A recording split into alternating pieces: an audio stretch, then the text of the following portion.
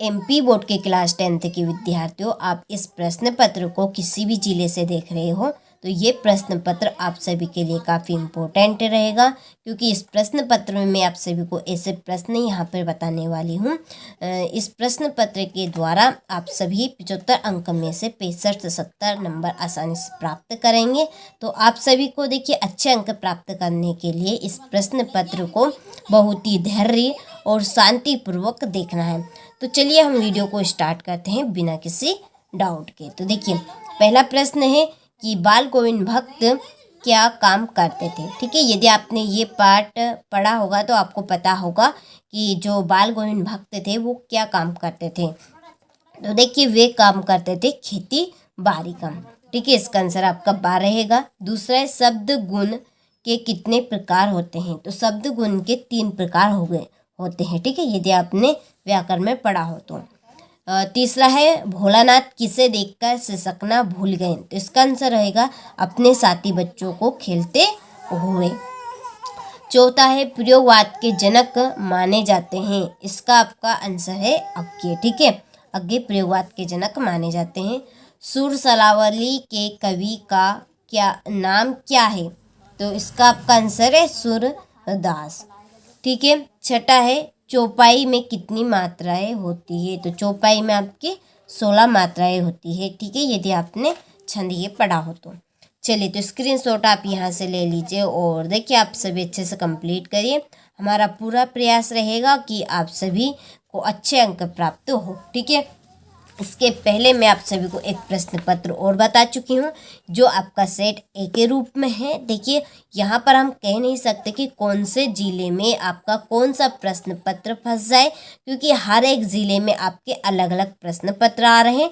तो इसी श्रृंखला के बीच हमने ये 2 प्रश्न पत्र की श्रृंखला चलाई है ताकि आप सभी अच्छे से अच्छे अंक इस बार प्राप्त कर सकें। देखिए तो पहला है कि अर्थ के आधार पर वाक्य डेडेडेस प्रकार के होते हैं। तो इसका आंसर है आपके 8। ठीक है, 8 प्रकार के होते हैं।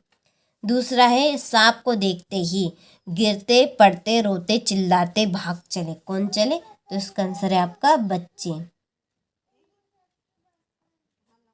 ठीक है, तीसरा है तुलसीदास डेडेडेस शाखा के श्रेष्ठ कवि है। तो इसका आंसर है राम भक्ति शाखा के।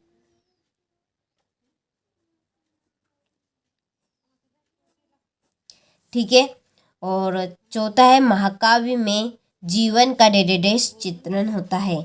तो इसमें होगा आपका समग्र।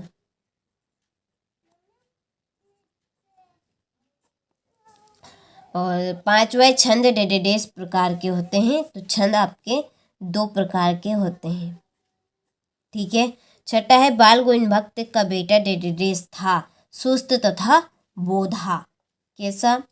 सुस्त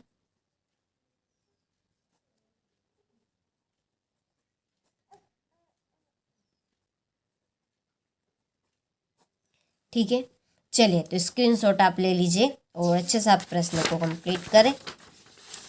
और देखिए आप सभी इन दोनों प्रश्न पत्र की PDF लेना चाहते हैं और वार्षिक परीक्षा के लिए हमारे ग्रुप से आप जुड़ना चाहते हैं, डिस्क्रिप्शन में नंबर दिए हैं तो आप उन नंबर से कांटेक्ट कर लीजिए। आपको PDF भी मिल जाएगी इन प्रश्न पत्र की और आपको ग्रुप से भी जोड़ दिया जाएगा। ठीक है, तो आप कांटेक्ट करना ना भूलें, डिस्क्रिप्शन में नंबर दिए हैं। तो देखिए पहली जोड़ी है नाटक सम्राट। इसकी जोड़ी रहेगी जयशंकर प्रसाद। दूसरी रामवृक्ष बेनीपुरी। इसकी आपकी जोड़ी रहेगी पिता के फूल। तीसरी है परिणामवाचक। इसकी जोड़ी है क्रिया के परिणाम का बोर्ड परिणामवाचक कराता है। ठीक है, चौथी हिरोशिमा। हिरोशिमा की जोड़ी है रेलगाड़ी में लिखा हुआ। और पांचवी है वाराणसी या उत्तर प्रदेश। यहाँ पे आपसे पूछा जा सकता है, तो दोनों नाम आप याद रखिएगा। तो ये आपकी 5वीं जोड़ी रहेगी। और आवश्यकता से अधिक बढ़ा चढ़ाकर कहना, ये कौन सा अलंकार रहेगा आपका। अतिशयोक्ति अलंकार। ठीक है, जिसमें बात को आवश्यकता से अधिक बढ़ा चढ़ाकर कही जाती है वो आपका अतिशयोक्ति अलंकार होगा। ठीक है, चलिए फिर है एक वाक्य में उत्तर दीजिए। तो पहला है एक से अधिक अर्थ व्यक्त करने वाले शब्दों को क्या कहते हैं। अनेकार्थी शब्द कहा जाता है। ठीक है, इसका आएगा आपका अनेकार्थी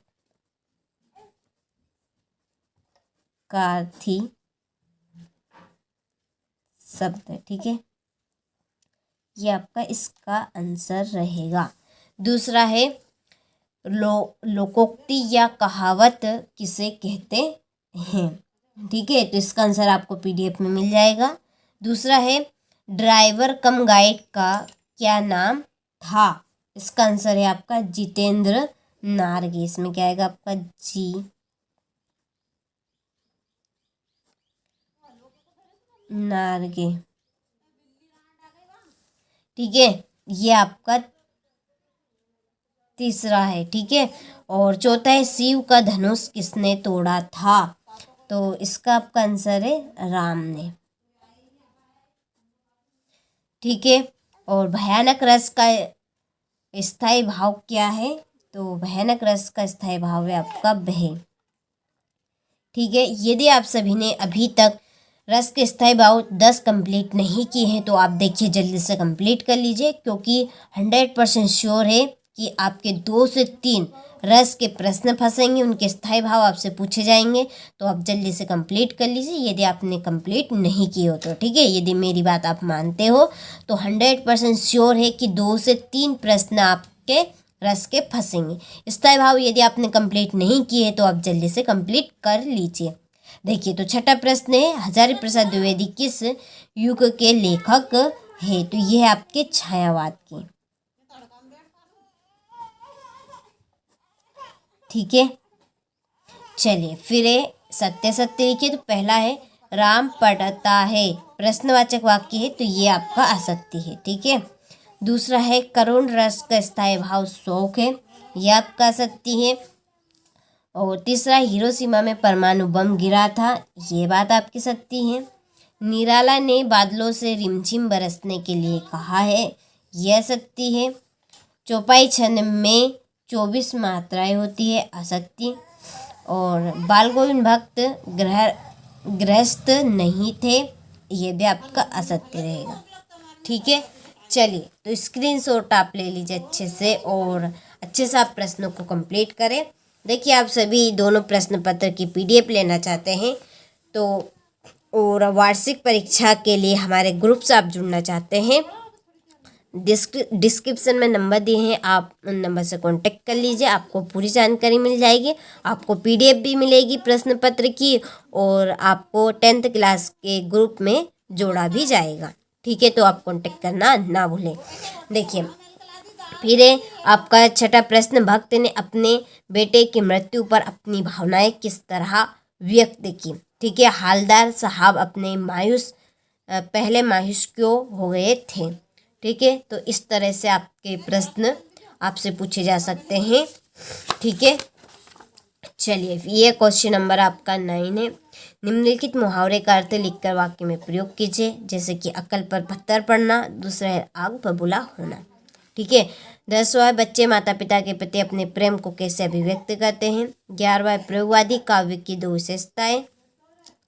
ठीक है, सूरदास या सूर्यकांत त्रिपाठी निराला की काव्यगत विशेषताएं निम्न बिंदुओं पर देना है। यहाँ पर बिंदु आपको दिए हैं। और लक्ष्मण द्वारा वीर योद्धा के संबंध में बताई गई 2 विशेषताएं लिखिए। ठीक है, और 15 प्रश्न पाठी मुक्तक एवं गे मुक्तक में कोई 2 अंतर लिखिए। दोहा छंद के प्रत्येक चरण में कितनी कितनी मात्राएं होती हैं।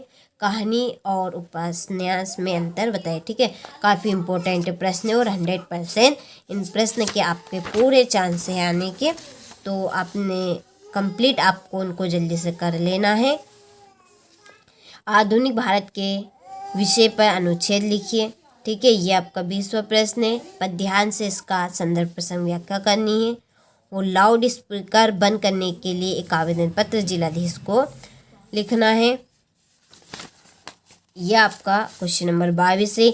इसमें एक निबंध आपको कंप्लीट करना है। क्वेश्चन नंबर 23 में अपठित गद्यांश है, इसको आपको ध्यानपूर्वक पढ़ना है और इसी के जो प्रश्न है वो इसके आंसर आपको इसी में मिल जाएंगे। ठीक है, तो ये मैंने आपको दूसरा भी प्रश्न पत्र बता दिया है। आपने यदि पहला प्रश्न पत्र नहीं देखा हो तो आप जल्दी से देख लीजिए और इसको भी आप अच्छे से कंप्लीट कर लीजिए।